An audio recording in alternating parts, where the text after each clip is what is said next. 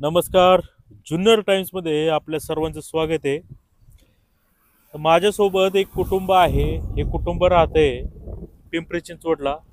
ही जी लहान मुलगी दिसते तिचं नाव जान्हवी आहे आणि तिची आई कोविडमध्ये ती वारलेली आहे. या जान्हवीला दुसरी बहीण आहे. हे लाल टी शर्ट घातलंय ही तिची मोठी बहीण आहे, सख्खी बहीण आहे. आणि कोविडच्या याच्यामध्ये तिचं आईचं छत्र या दोघींच्याही हरवून गेलं आणि त्यांना फक्त वडील सांभाळायला होते.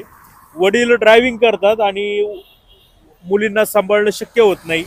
आणि हे तिचे आजोबा आहेत आणि ही आजी आहे. संख्या आडनाव आहे या कुटुंबाचं. आणि परिस्थिती अशी झालेली आहे की यांचं पण वय झाल्यामुळं ह्या मुलींना सांभाळणं, पालनपोषण करणं शक्य नाही, आई नाही. त्यामुळं या संख्या कुटुंबानं ह्या दोन्ही मुलींना खानापूर इथल्या एका शिवनेरी स्कूल फाउंडेशन असं का नाव आहे त्याच्यामध्ये घातलं. आणि आणि त्यामध्ये काय घडलं ते आता आपण जाणून घेऊया. नमस्कार, तुमचं नाव सांगा. माझं नाव तानाजी सदाशिव सनके. प्रॉपर कोणतं गाव आहे तुमचं? प्रॉपर पिंपरी चिंचवडचेच आम्ही. हं. तर साधारण आम्ही 3 ते 4 वर्षापूर्वी इथे शाळा ही चांगली असं ऐकून इथं आलो. तर आता 2-3 वर्षांमध्ये शाळेचा काय आम्हाला इश्यू नाही, शिक्षकांचाही नाही. पण मेन मुद्दा हा आहे की हॉस्टेलमध्ये आपण ज्यांच्या टाकतो ते तर साधारण हॉस्टेलमध्ये रात्री 8 वाजता जेवण दिलं जातं. त्याच्यानंतर उद्या दुपारी तुम्हाला सकाळी नाश्ता 10-9 जे काय ऐका ऐका मुद्दा असा आहे. तुमची नाते हो. आई वारलेली आहे. आई तुम्हाला सांभाळणं शक्य नाही म्हणून आम्हाला सांभाळणं शक्य नाही म्हणून आम्ही इथं टाकलं. जर आम्ही यांना घरात सांभाळलो तर कामधंद्याला आम्ही कसं जाणार? तर उदरनिर्वाहाचा स्त्रोत आमचा स्टॉप होईल म्हणून आम्ही त्यांना इथं शिकायला टाकलेले. बर, मग आता ही किती वर्ष झाले यांना या शाळेत टाकून? हे साधारण 3रं वर्ष आहे. साधारण हे 3रं वर्ष आहे त्यांचं. हे 3रीला म्हणजे पहिलीपासूनच इथं 3रं वर्ष साधारण आहे इथं. बर, आता ह्या मुली गणपतीच्या सुट्ट्या लागल्याच्या नंतर तुम्ही त्यांना घरी नेलं, बरोबर? मग काय झालं? तर ही बारकी मुलगी आल्यावर रडायला लागली. तर मी म्हणलं काय झालं बाळा, तू का रडती? तर मला असं असं की मॅमनी केलं, मी सॉक्स नव्हते घातले म्हणून मला म्हणली तू जाऊन सॉक्स घाल. तर मी गेले. माझ्या संगत एक छोटी माझी फ्रेंड होती, तिला घेऊन गेले मी. तर मग टीचर आली आणि मला कुलूप लावून मला आतमध्ये लॉक करून गेली. म्हणजे ह्या मुलींना बाहेर जेवणाची सुट्टी झाली म्हणून हे गेल्या. नाश्ता सकाळचा 8 वाजताचा नाश्ता असतो. हा, ठीक तर आहे. 8 वाजता तिला आतमध्ये कोंडलं आणि हे सगळं अहो, ह्या 8 वाजता बाहेर निघाल्या, हिच्या पायामध्ये सॉक्स नव्हते. हो, मग यांना दोघींना सांगितलं का तुम्ही आत सॉक्स घालायला घालायला जा. जा. तोपर्यंत सगळ्या मुली गेल्या बाहेर होत्या. गेल्या आणि हे पाहून यांनी यांना कोंडलं. कोंडलं का दोघं. कोंडलं? तर सॉक्स नाही घातले म्हणून, फक्त सॉक्स नाही घातले म्हणून. तर ही पोरगी रात्री 8 वाजता जेवलेली आणि पहिलंच रात्री ती जेवली नाही कारण का तिची तब्येत बरी नव्हती रात्री. तर ही जेवली नव्हती. तर त्याच्यानंतर तिने फार नाश्ता नाही काय नाही, डायरेक्ट तिला दुपारी 1 वाजता जेवण दिलं. तर तिला अक्षरशः चक्कर यायला लागली. तर ती म्हणली दीदी मला चक्कर यायला लागली. ह्या पोरीला म्हणली. ऐका, 8 वाजता कोंडलं, बाहेर कधी काढलं? बाहेर कधी काढलं बाळा? मला नाही माहिती. किती वाजता काढलं? तुझं नाव सांग. जान्हवी, जान्हवी कितवीला शिकते? 3रीला. काय झालं होतं तेव्हा? मिनी शूज नाही घातलेले, शूज घातलेले तर शूज मध्ये सॉक्स नाही घातलेले. मॅमने म्हटलं शूज घालून ये. मी सॉक्स घालायला जा. मी सॉक्स घालायला गेले. मॅम मला लॉक लावून गेली. अजून कोण होतं फ्रेंड तुझ्यासोबत? माझ्यासोबत एक मुलगी होती, तिचं नाव सांग. खनक. मग किती वेळाने उघडलं? तुम्ही ओरडला नाहीत का? आम्ही टीचरला सांगितलं, कोणच्याच टीचरने नाही ऐकलं. मग तू रडली का नाही तिथं कोंडल्यावर? रडले. काय त्या मिसचं नाव आहे तुला ज्यांनी कोंडलं? पूजा मॅम. ते काय करतात तिथं? हॉस्टेलमध्ये काम करतात. टीचर नाहीत ना त्या? नाही, ते काय काम करतात? हॉस्टेलमध्ये. आणि मग किती वेळाने उघडलं? खूप वेळ झाला होता ना, माहित नाही टायमिंग. हा, कोणत्या टीचरला तू तक्रार केली, कंप्लेंट? कोणच्याच नाही. नाही, तू कुणाला सांगितलं नाही का मला असं कोंडलं वगैरे? नाही, हिला सांगितलं म्हणून. ही तुझी बहीण आहे ना? हा, कधी सांगितलं? तुझं नाव सांग. जीविका. हा. तर तिने सॉक्स नाही घातलेले, ती सॉक्स घालायला गेली. तर मग मॅमनी तिला बोललं की सॉक्स घालून ये, सॉक्स घालून ये. तर मग ती सॉक्स घालायला गेली तर मॅमनी तिला कोंडून ठेवलं. मग अख्ख्या 1 तासानंतर 9 वाजता तिला खोललं. अजून तेव्हा तुला कसं कळलं का हिला कोंडले म्हणून? मला माहिती नव्हतं. आम्ही लाईनीमध्ये लागलेलो. अजून जेव्हा आम्ही खायला पोचलो ना, तर तेव्हा मला माहिती पडलं की तिला लॉक केलंय. मला ती दिसली नाही लय वेळ, म्हणून मला माहिती पडलं. तर मी मॅमला सांगितलं. मॅमने बोललं जाऊ दे, तिला तसंच पाहिजे, तिला मी अशीच पनिशमेंट देणार. तू म्हटली नाही का माझ्या बहिणीला तुम्ही आता हे करा, बाहेर काढा? मी म्हंटले पण ते ऐकलंच नाही माझं. मग ते असंच करतात का त्या मॅडम? हो, अजून 2-3 मुलींना, खूप सारे माग पण खूप साऱ्या मुलींना असं केलंय, काय केलं? कोंडून ठेवलंय. बर, या व्यतिरिक्त अजून काय पनिशमेंट करतात त्या? अजून आम्हाला तर काय नाही केलं, पण दुसऱ्या मुलींना केलंय. मग सांगतात का मुली तुला असं असं करतात म्हणून? हो, आम्ही बघतो काय पाहता तुम्ही? की पूजा मॅम सगळ्यांना अशी मारत राहते. अशी ती कोणतरी अजून एक मॅम आहे, ती खूप म्हातारी आहे. तर ती नुसतं गाल ओढत राहते, कान ओढत राहते बिनाकारणच. का करते असं त्या? काय माहिती, काहीच नाही केलं तरी पण ती नुसतं तसंच करत राहते. मग पोरांनी बोललं ना की आम्ही आमच्या पेरेंट्सना सांगणार, तर मग धमकवती काय म्हणतात? की तुम्ही अगर सांगितलं ना, मग नंतर ना बघा मग तुम्ही. ते म्हातारी मॅडम आहे त्या? हो त्यांचं नाव माहितीये का? हो, काय नाव आहे? त्यांचं नाव तर नाही माहिती, पण त्यांचं सरनेम भोला आहे. भोला? आणि ह्या ज्यांनी कोंडलं ते कोण आहे त्यांचे? ते त्यांचे सून आहेत. सुने? पूजा ही सुने? काय गालगुच्चे असे धरले होते का त्या आजीनी तुझे काय त्या भोलानी? हा, कुठं धरलं तुला? गाल. कधी? जेव्हा मी शूज नाही घातलेले. ते कुणी ते पूजानी तुला कोंडलं ना फक्त, आणि त्या म्हाताऱ्या आहेत त्या भोला, त्यांनी काय केलं? त्या दिवशी शूज नाही घातलेले, तेव्हा गाल वाटलं माझे. सॉक्स घातले नाही म्हणून कोंडलं, आणि शूज घातलं नाही म्हणून गाल ओढले.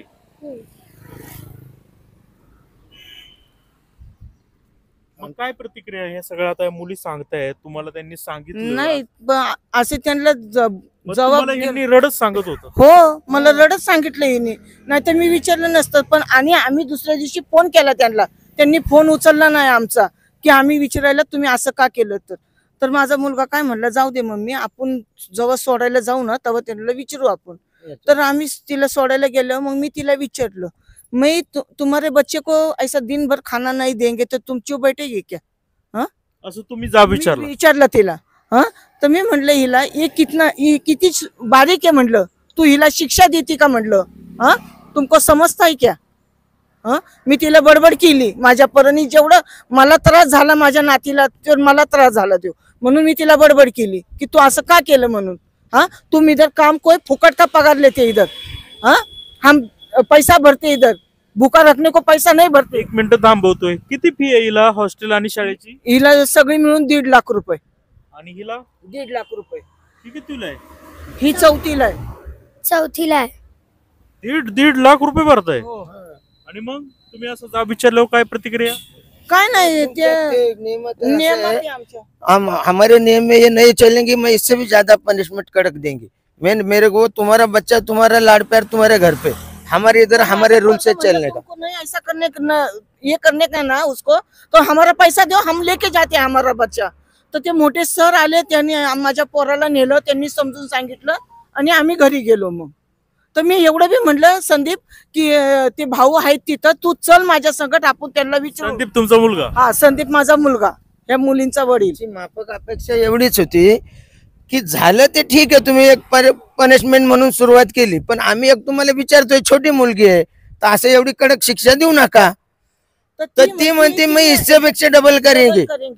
ऐकत नाही? ऐकत नाही. तुमको म्हातारी कोण आहे? ते म्हातारी गालगुच्चे धरणारी? ती सासू आहे भोला, आणि ती जी पूजा, तिचं बी आडनाव भोलाच असेल ना, सासू आहे म्हटल्यावर. सासू सुन आहे त्या? सासू सून आहेत.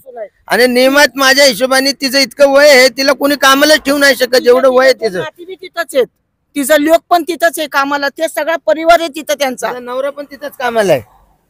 आणि त्या बहुतेक. त्या म्हाताऱ्या किती वय? अहो तिचं वजन वय 75 तर नक्कीच असणार. आणि मग का ते राग काढतात का मुलांवर? हा मग आता आपण विचारलं समजा ह्यांनी काय केलं तर मग राग काढतात, चिडचिडपणा करतात, आणि मग आपण काय खाऊ देतो. आपण समजा तुम्ही टायमावर सगळ्या गोष्टी नाही पुरवू शकत, तर आम्ही तर आम्ही जे आणलंय तर तुम्ही ते तरी त्यांना खायला द्या ना, सुक्या वस्तू देतो आपण. सुक्या ते वस्तू. काय ते आजी म्हणतायत वेळेवर तुम्हाला जेवण नाही खरं? नाही, वेळेवर जेवणच नाही देत. आणि चांगलं कधी- बी नसतं जेवण. हा, चपाती खाल्ली ना तर आम्ही चपाती तोडायला जातो ना, अख्खा त्याचा चुरा चुरा असं खाली पडतो. शिळी चपाती देतात. भाजी कशी असते?